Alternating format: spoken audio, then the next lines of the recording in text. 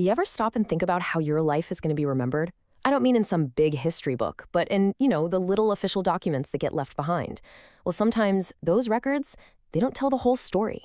They leave behind clues and conflicts and mysteries for someone else to solve. Today, we're diving headfirst into one of those mysteries. So that's the big question, right? For any genealogist, you're part historian, part detective. And today, we're going to put on our detective hats for one man, Abraham Kemp. His life spanned almost 100 years, 2 different countries, and left behind a puzzle that has fascinated his family for generations. Okay, let's get into it. All right, so to solve any mystery, you've got to start with the facts. What do we actually know?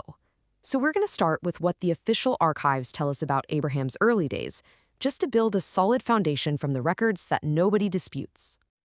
Yeah, we are absolutely about to become genealogical detectives. Every census, every marriage certificate, every little note in a family Bible, that's a piece of evidence.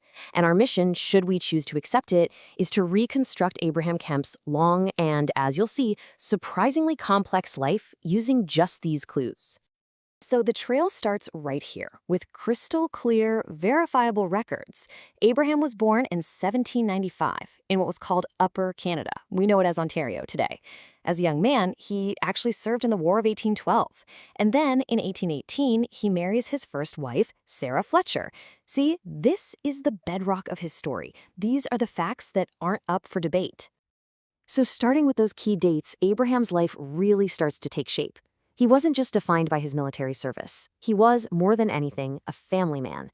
And this next phase of his life really establishes him as a father and the head of a huge, growing family. 11. No, that is not a typo. Abraham and his first wife, Sarah, had 11 children together.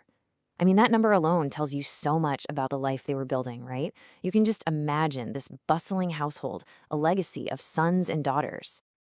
And would you look at this list? Here they are. They were born starting in 1820 and all the way through to 1847. I mean, you're literally watching a family grow and spread out over almost 30 years. These are the names that are going to carry that Kemp family line forward. But then the story takes a sharp turn. His wife Sarah dies sometime after their last child was born. And it's right here, in the records that come next, that the clear, straight line of Abraham's life starts to fracture and turn into a real puzzle. And this brings us right to the heart of our investigation. After Sarah's death, Abraham gets remarried. But the big question is, to whom? This is where the official records, the very documents we're supposed to rely on, start to completely contradict each other. So, who was she? Was her name Sophrona, or was it Anne, or were they somehow the same person? The clues point in 2 totally different directions, and this is where our detective work really kicks into high gear. Okay, check this out. The 1851 Canada census lists his wife as Sophrona. She's 44, born in France, and Catholic. Got it. But then, just 10 years later, the 1861 census lists his wife as Anne. She's 55, born in Canada West, basically Ontario, and her religion is Wesleyan. Every single key detail is different. Age, birthplace, religion. What is going on? So this is the heart of it. We have Sophrona Goddard, who we know was a real person, and then there's Anne, who is a complete mystery. So what happened? Was this just a simple mistake by the census taker who wrote down the wrong name? Or maybe Anne was a middle name or a nickname that Sophrona used. You see, these are the kinds of little discrepancies that drive historical detectives absolutely wild. And just as we're trying to wrap our heads around the mystery of the 2 wives, Abraham's story takes another crazy turn. And this time, it's geographical. He doesn't just move to a new town, he moves to a new country, adding a whole new chapter super late in his life. And here it is, the next big clue.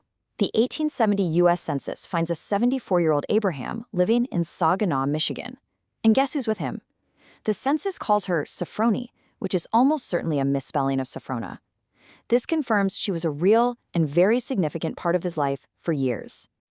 Now you think, okay, this is probably the final chapter, right? He's settling down in America, but nope. Sometime in the 1870s, Abraham, who is now in his 80s, makes this huge decision. He leaves Sophrona behind in Michigan and comes back to Canada, all by himself.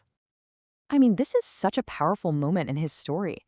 After all those years away, he chooses to spend his final days not with his wife, but back in Ontario, surrounded by the children from his very first marriage to Sarah.